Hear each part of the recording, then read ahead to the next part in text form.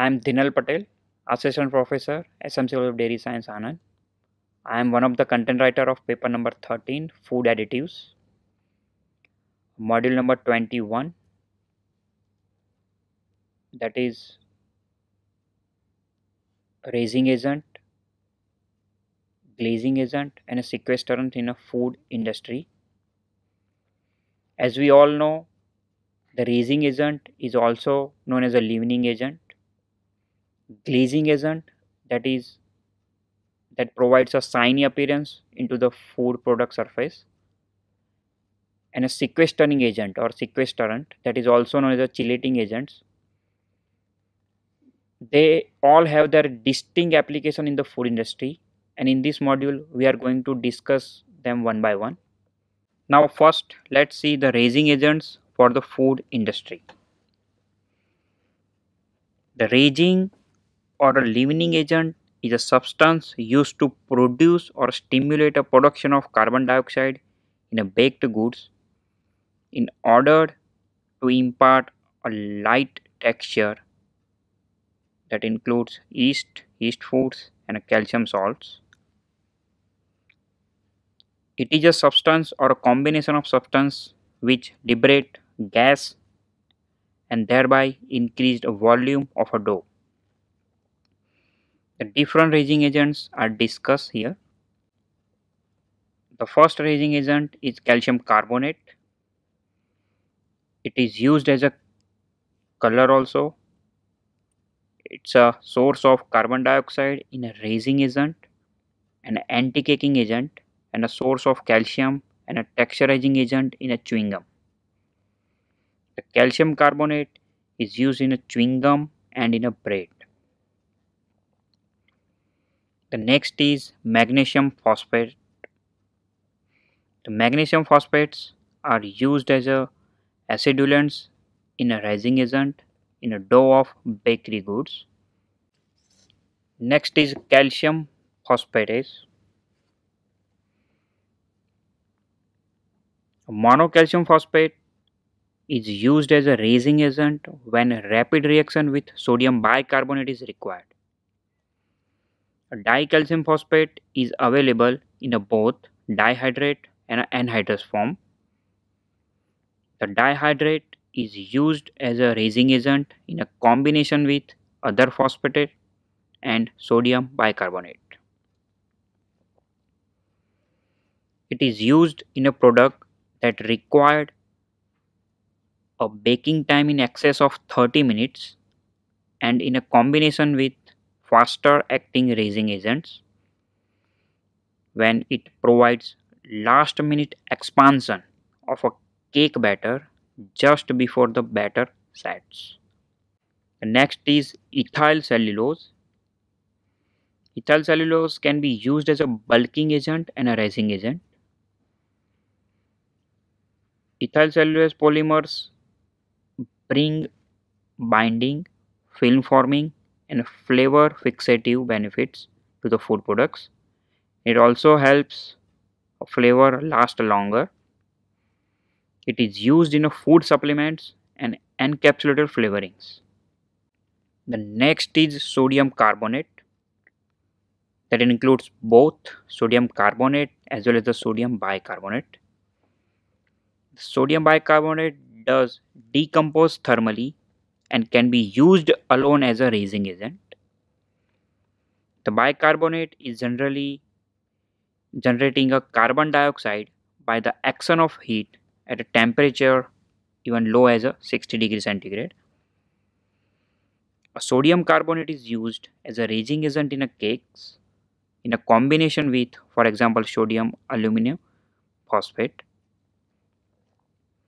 The carbonates are used in a wide range of baked goods, including the pastries, cakes, waffles, cookies, and scones. The sodium bicarbonate is well known as a baking soda, a baking powder. It is the leavening agent produced by mixing a baking soda and acid salt. A flour or a starch is added to stabilize the mixture and to standardize it such that at least 10% of carbon dioxide is released upon the heating. The next is potassium carbonates.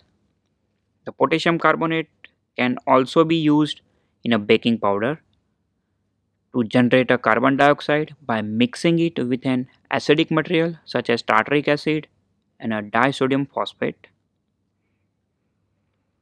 The tricarbonate is also used alone, generating a carbon dioxide by the action of heat at temperature around 60 degrees centigrade.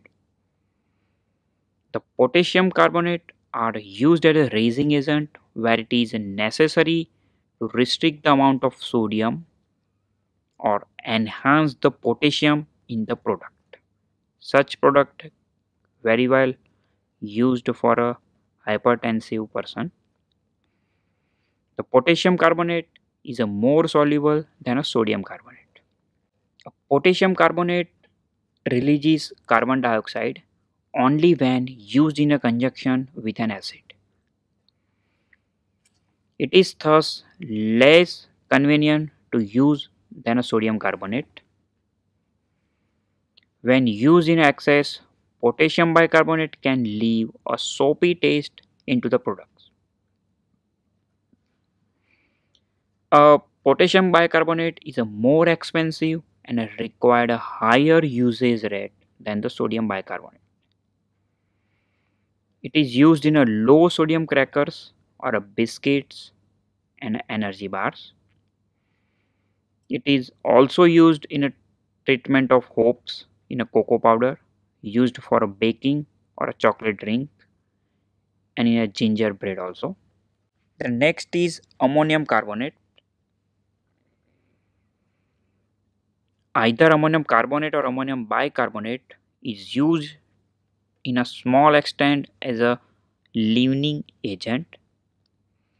The ammonium carbonates are particularly useful because they break up on a heating to only a 60 degree centigrade and generating both a carbon dioxide and ammonia and leaving a no residue into the product. It is primarily limited to a certain types of cookies and cream puffs only. The ammonium carbonates are now used as a raising agent in a manufacture of biscuits, crackers and in a sugar confectionaries. The next category is sulphates or sodium sulfate. It is used in a colors to standardize the color strength of the powder. Sodium bisulfite is also used as an acid in a raising agents. The next is a potassium sulfates. The potassium bisulfate is used as an acidic material in a raising agent. It is used as a replacement for a sodium sulfate in a products where it is required to reduce the sodium level. The next is a sodium aluminum phosphate. Sodium aluminum phosphate is an acidic product used as a raising agent with a carbon dioxide generator such as a sodium bicarbonate. It provides slow release of carbon dioxide and is used in a commercial dough and a batter where the dough is made up and is held refrigerated before the cooking. Its particular benefit is the low level of carbon dioxide released during the refrigerator storage, and it is widely used in scones and sponges. The next is the yeast. As we are very well aware with the yeast, and yeast is commonly used as a raising agent in a bakery industry, especially in a bread and a cake making. The yeast is a single celled plant that reproduces by budding and is capable of converting a sugar to alcohol and a carbon dioxide. The production of carbon dioxide causes the flour mixture to rise. The form of the yeast can be used in a food applications are dry or granular, cake compressed of fresh. The formation and migration of carbon dioxide in a network of cellular compartments to lighten or raise the dough, thereby improving its ultimate palatability. Now, after seeing a various kind of raising or leavening agents, now let's move towards the glazing agents. As we all know, the glazing agents are form a glaze over a surface, and that will ultimately lead to a shiny appearance of the product, and it will provide another layer on the surface.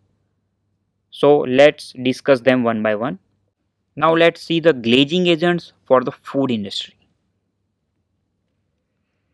A glazing agent is a natural or a synthetic substance that provides a waxy, homogeneous coating to prevent a water loss and provide other surface protection for the substance. Substance which when applied to an external surface, often foodstuff, that imparts a shiny appearance or provide a protective coating. The different glazing agents are discussed here. The important glazing agent is agar. Agar is used in jams and marmalades, toppings and fillings for the bakery products such as donut glaze. The agar gel are used in gelled meats worldwide. The next is carragum. The carragum is used as a thickener, that is cold makeup, and as a coating and a glazing agent.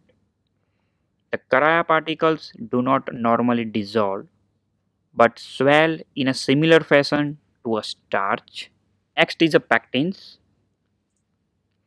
Pectins are used in a range of mainly acidic foods, and most typically fruit products like jams, jellies, industrial fruit preparations for the bakery and dairy products, sugar confectionery, but also increasing in a glaze and a sauces for the savory products.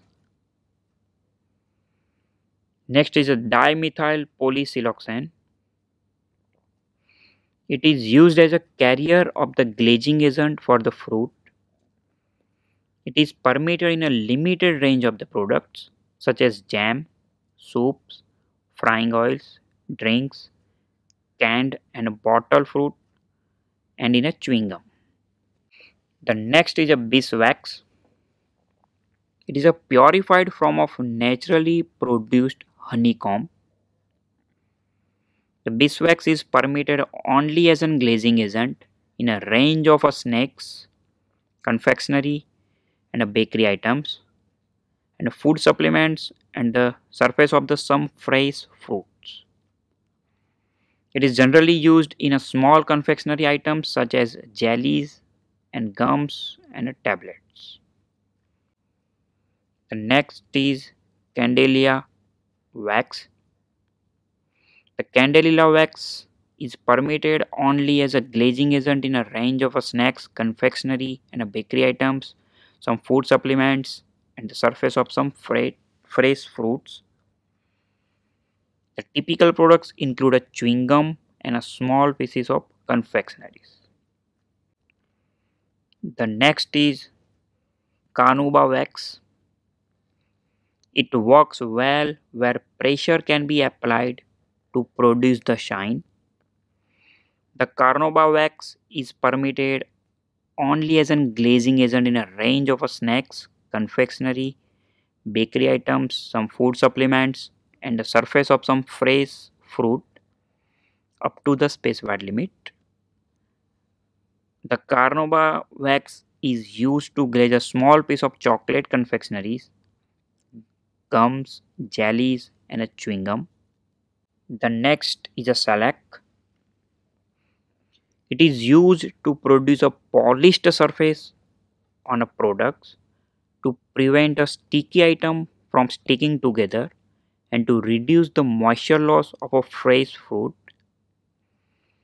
The shellac is insoluble but dispersible in a water and provides high gloss without the need for pressure. It can be used in a combination with other glazing agents. The shellac is permitted only as an glazing agent in a range of snacks, confectionery, bakery items, some food supplements, and the surface of the fruit, some fresh fruit. The shellac is used on a small coated pieces such as chocolate and a flavor coated confectionaries, biscuit, and a gums. Next is hydrogenated polyethylene. It is permitted as a glazing agent for a limited number of foodstuffs, specifically namely sugar confectionery and dried fruits. The another glazing agent is oxidized polyethylene wax. It is used to provide a protective coating to a fresh fruit to reduce the moisture loss during the storage. During the washing process, fruit tends to lose some of its natural wax, and a glazing agent such as oxidized polyethylene wax are used to replace it. The wax is sprayed on as a very small droplet size emulsion.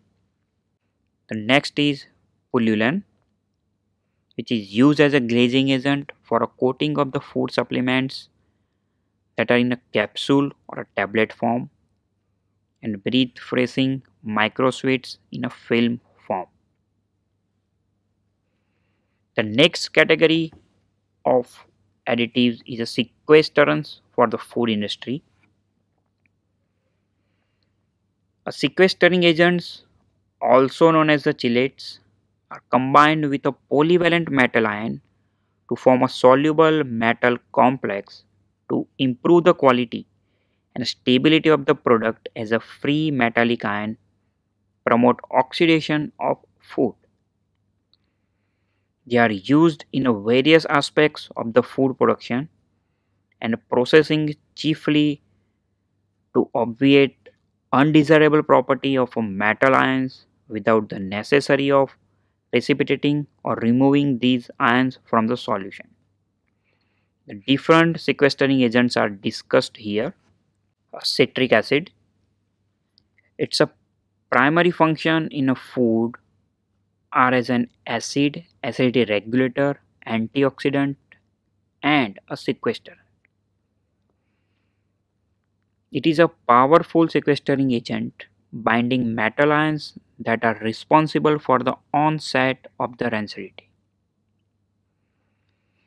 In a dilute solution, citric acid reduces the discoloration and spoilage of cut fruits, vegetables, and sulphates.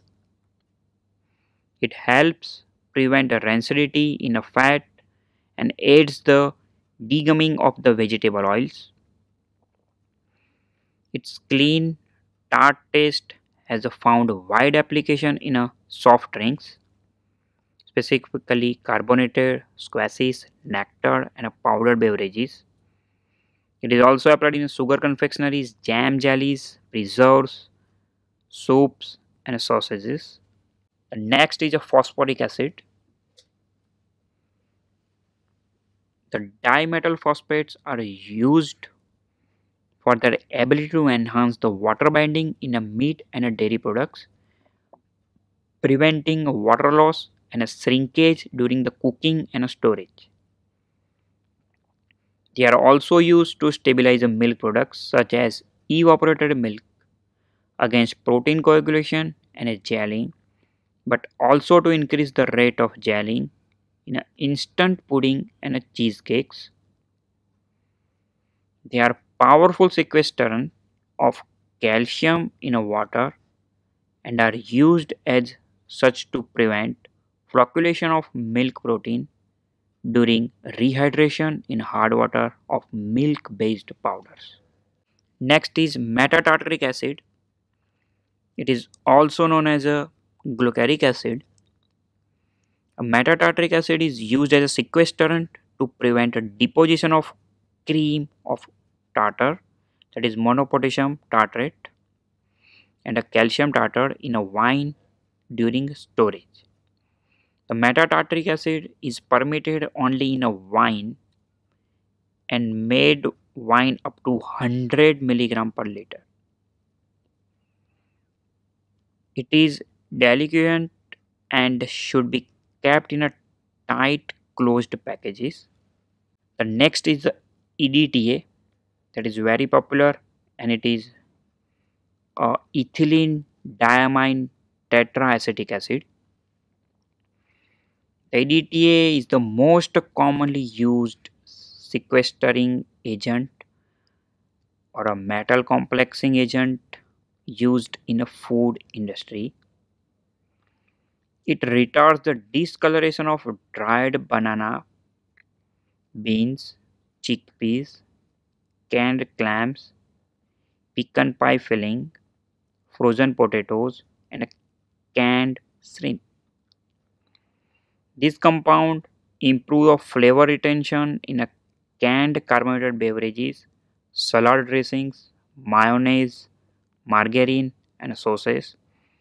Retard the struvite formation in a canned crab meat and a shrimp, and protect against rancidity in dressings, mayonnaise, sauces, and sandwich spreads. Next is calcium disodium EDTA. The calcium disodium EDTA is used to sequester a small quantity of the metal ion present in a raw materials or a processed water.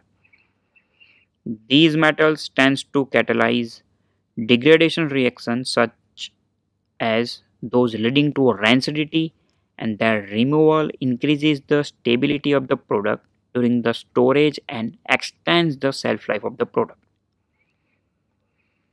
The calcium disodium EDTA is permitted only in a number of canned and bottled products, in spreadable fats and emulsified sauces with individual maxima specified in each cases. Widely applicable in a catering sauces and a salad dressings. Next is a sorbitol. Sorbitol syrup is used as an efficient humectant, but it is act as a sequestering and emulsifying agent in a confectionery and a bakery products, as well as in a mayonnaise, cream, and a sauces. The typical products include a sugar-free confectionery products such as chewing gum, compressed tablet, hard boiled, soft and a chewy candies and a chocolate, a bakery products, and a fish and a surimi products. The next is erythritol. It can be used as an sweetener. It can act as a flavor enhancer, carrier, humectant, stabilizer, thickener, bulking agent, and of course, it's a sequester. The typical products include a confectionery, desserts, food supplements, liquors, etc. The next is a triethyl citrate. The triethyl citrate is used to increase the rate at which rehydrated egg white powder form a stable form. It can also be used as an anti-foaming agent, stabilizer, or a carrier solvent above the sequestering agent. Now let's see how these food additives are permitted in a food products in India according to Food Safety Standards Authority of India.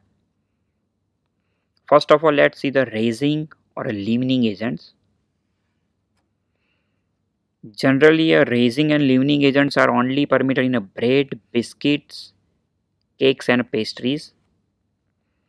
The leavening agent like baking powder and ammonium bicarbonate are permitted at the level of GMP, that is good manufacturing practices.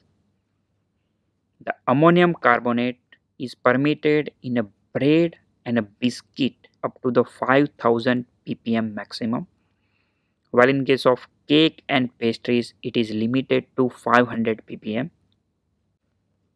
The next is a glazing agents. Few of the glazing agents like Shella, Beeswax, that is white or a yellow, Candida wax, gum arabic, and a pectin are permitted in a chocolates only, and that is up to a GMP level. The next is a sequestering agents. The sodium hexametaphosphate is permitted under the category of sequestering agent in a various food applications like carbonated fruit beverages or a fruit drink, carbonated water or a cold drink, a nectar, thermally processed fruit beverages, fruit drinks or a ready to serve fruit beverages, and it is permitted up to the level of 1000 ppm. So by this module we can come across the different types of raising or a leavening agent or a glazing agent, as well as the sequesterants with their probable application in a food system. We also discuss about their permeability in the different food products specifically mentioned by the Food Safety Standards Authority of India. Thank you.